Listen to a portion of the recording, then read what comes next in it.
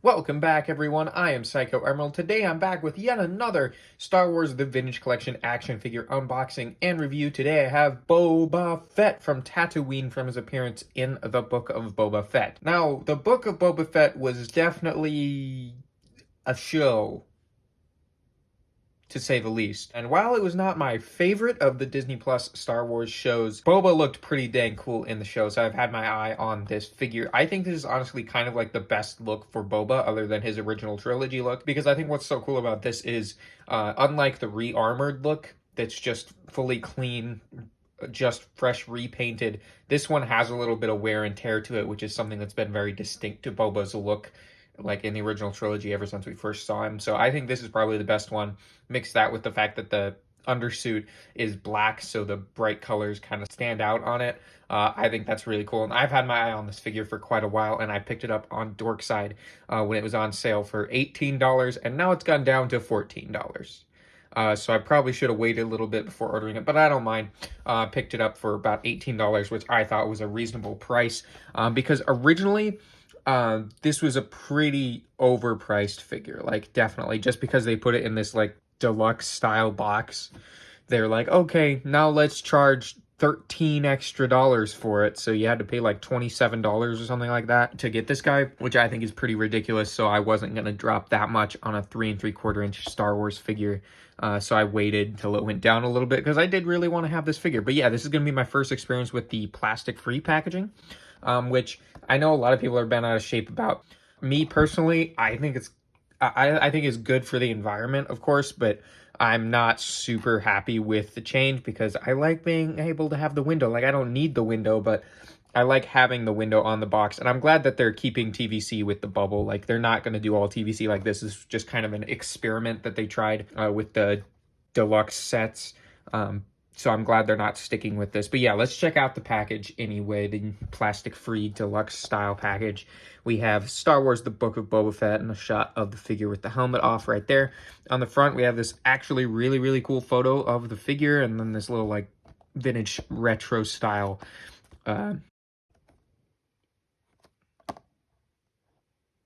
thing here that says removable for the missile on the jetpack. Then we have Star Wars The Book of Boba Fett. We have Boba Fett from Tatooine, the Kenner logo at the bottom there. Warnings up here. And yeah, this is actually the same size as a card back. Like if you look at a regular card back, this is actually the same size, even if it looks bigger. It's a lot smaller than I thought it would be, and I forgot that I had seen some reviews that said it was the same size as vintage style card. But anyway, I've been rambling a lot at the beginning, so let's get through the packaging overview. We have Book of Boba Fett, then the picture of the 2 Stormtrooper helmets that he, for some reason, comes with. That same cool photography shot of the figure. I wouldn't be opposed to them doing this instead of what they've been doing lately with like the Black Series plastic-free packaging, which is just like putting a digital render of the figure. Like, actually take a cool like glamour shot of the figure. That would be pretty sick and look a lot better than what they've been doing with the newer plastic-free packaging. So yeah, go back to this. Go back to this, Hasbro, please. But yeah, Boba Fett, Tatooine, you see everything it comes with, which isn't honestly that much. Definitely not enough to warrant like $27. Luckily, I didn't have to pay that much. Star Wars The Vintage Collection, Disney and Hasbro, more warnings and stuff, more legal stuff on the bottom. Yeah, let's pop this guy out of the package. And yeah, this is probably going to throw me for a loop because it's not the usual thing where you just pop him out, get the plastic tray out, and then get the accessories out and everything. This is going to be a little bit different. This is going to be interesting. So you're on this journey with me here. This is my first time with the plastic-free packaging. There should be no plastic at all, as far as I'm aware, in this package. Okay, there's a cardboard tray. Yep, there he is, all strapped in there. There is plastic tape. So, no, Hasbro, no plastic tape. Can't be doing that. But there's these like little like tissue paper bags, which is pretty weird, but should have the accessories and stuff in them, and I'll get those out off camera. But yeah, let's rip off this plastic tape. I will be keeping this box, but yeah, like, who cares about keeping the tissue bags intact? Like, there's not really any like repacking value at this point? Is there like, I don't know. There's a lot to think about with the plastic-free packaging. I'm just glad they're not doing it for vintage collection. Yeah, you can see the accessories are in there. Looks fun, actually. I kind of like the little tissue bags. That's actually kind of fun, like a little... Yeah, I don't know. Just awakens the child in me somewhere that likes opening little mystery bags of stuff. Trying to get Boba himself out. He's looking really good, but I don't know how to get him out of this little cardboard thing. Oh, here we go. Tape. There we go. Now we should be able to do this. There's Boba. All right. So yeah, let me get all the packaging out of the way, get the accessories out, all that, and we'll take a look at Boba Fett. All right, so here's Boba Fett and all of his accessories out of the packaging. And if my voice sounds a little bit different in this segment, that's because it's the day after the last segment you just watched of the unboxing.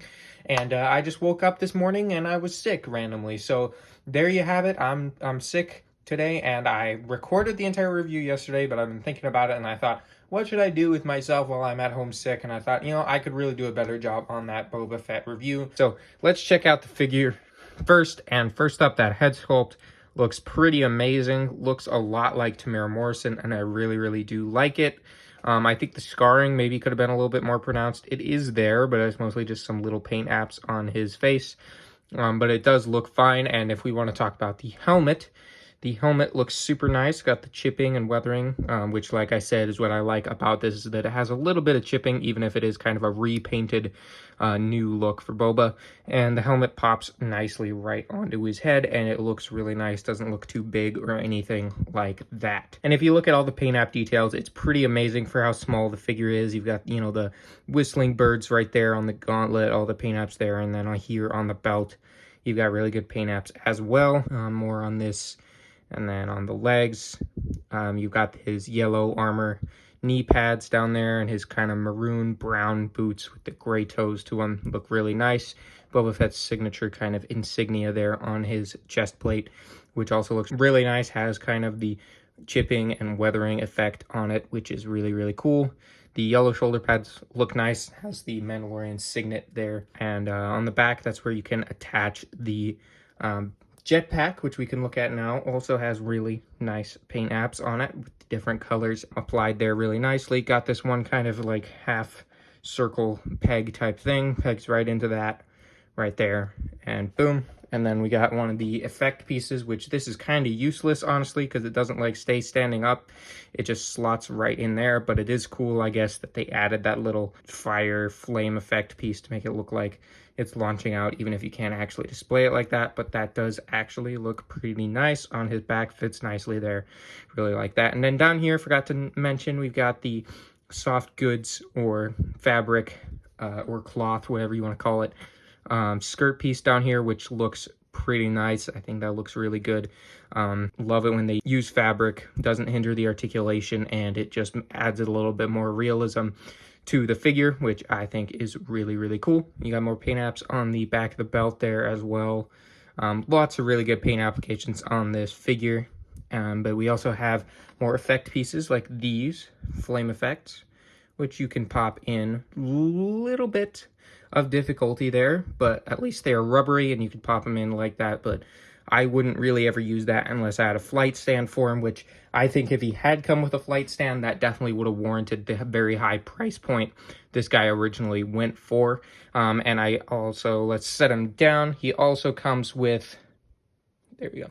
He also comes with these Stormtrooper helmets, which are smashed. They are most likely meant to be the ones from the episode 14 of The Mandalorian, where he fights the Stormtroopers and smashes their helmets and whatnot, but they could also be the ones that we kind of see like on the spikes on Tatooine, but those kind of had blood on them and stuff too. These ones are pretty much just the smashed helmets from the episode 14 of The Mandalorian, and I think that's what they're meant to be. They look really great. They feel nice too, and they have a peg so you can pop it onto one of your Vintage Collection Stormtroopers if you want to, which does make me want to get a Vintage Collection Stormtrooper now. One, because I love Stormtroopers, and two, because I really just want to try this out and see if it actually works, but I'm pretty sure it does, because I have seen other reviews that show it working. But these are really cool. I really like them, but I don't think they belong with this figure, and I don't think that they warrant the very high price that this figure went for. All right, so now let's get to my gripe about the figure, which is the blasters. So my main problem with this figure is how difficult it is to get him to hold his rifle. So you can put it into his hand kind of like that, but if you look at the way this hand is sculpted, it doesn't really have the range, I guess, or the shape to be able to actually get around the barrel of the rifle. And this one, while it looks like it should be able to hold it, it is far too loose to be able to grip the rifle properly. And while you can get poses out of it, and see, he just dropped it again. While you can get poses out of it, and I've had him displayed for the past day or so in a pretty cool pose that I was pretty happy with, you can come up with good stuff. It's just really irritating and takes the kind of fun posability play value out of the figure, which is something that I really look for in when I'm deciding like what's my favorite figure of all time. My favorite figures in my collection are the ones that I like to go back to kind of have that play value, I would call it, which means I can go back to it and repose it and just kind of have fun with it, trying different poses with it, and I enjoy reposing it.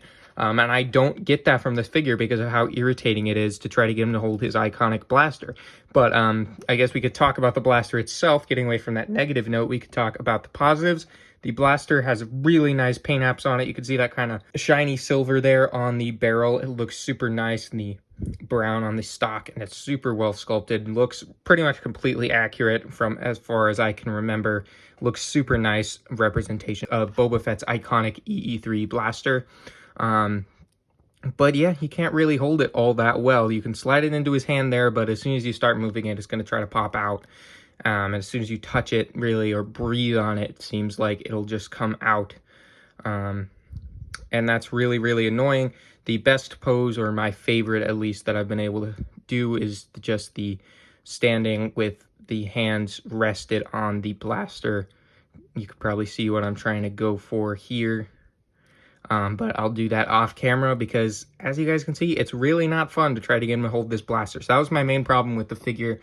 When I first recorded the review, it took me like several minutes to try to get him to hold the blaster before I realized how annoying it was. But he does come with one more accessory, which we haven't looked at yet, which is his little pistol here, which we first see him using in The Mandalorian. And it looks pretty nice. I like the way it looks. It doesn't have like a perfect sculpt or anything. It is a little bit simplified there down at the barrel. As you can see, instead of having like the two little barrels on it, it kind of just fades into one. But this fits a little easier into his hand because you don't really have to worry about trying to fit it into the other hand. But as you can see, that fits pretty nice. And you kind of try to make him look like he's aiming that. So it looks pretty cool. But yeah, as far as articulation goes, he has really good articulation. You know, like look how far up his arm can lift, and that helps to have the rubbery shoulder pads there. He even has a ball joint at the waist, which is super nice.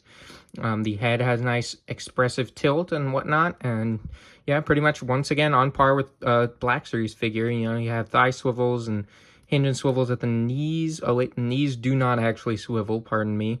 But rocker ankles are extremely important. One of my favorite points of articulation, just because they are so useful in helping them stand up. So yeah, that's going to pretty much be it for the articulation. It's really nice. If only, you know, he could hold the blaster a little bit better, then it would be more fun to pose him. So yeah, that's going to be just about it for all of that. Let me put him in a cool pose, and I'll give you guys a closer look at Boba Fett.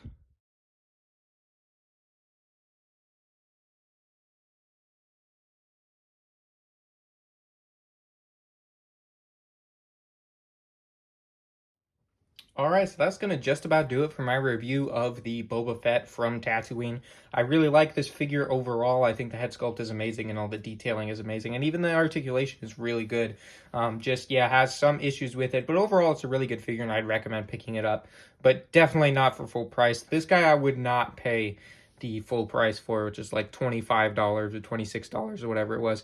Definitely not worth that to me, at least. I wouldn't recommend that. But if you go on Dorkside, I'm pretty sure they still have a sale on this guy. By the time this goes up, they might not still have that sale, but I think they probably will. So if you want to go check Dorkside, see if they still have him on sale, I'd recommend buying him for that sale price because he's definitely worth that.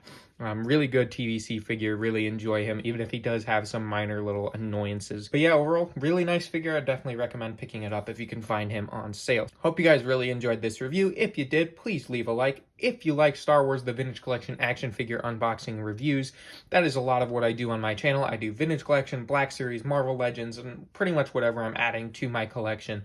So please consider subscribing if you like that sort of stuff and want to stick around to support my channel. And in order to join the Knights of Mischief. As always, I hope you guys found this review helpful. Hope you found it enjoyable, and I'll see you all in the next one. Goodbye.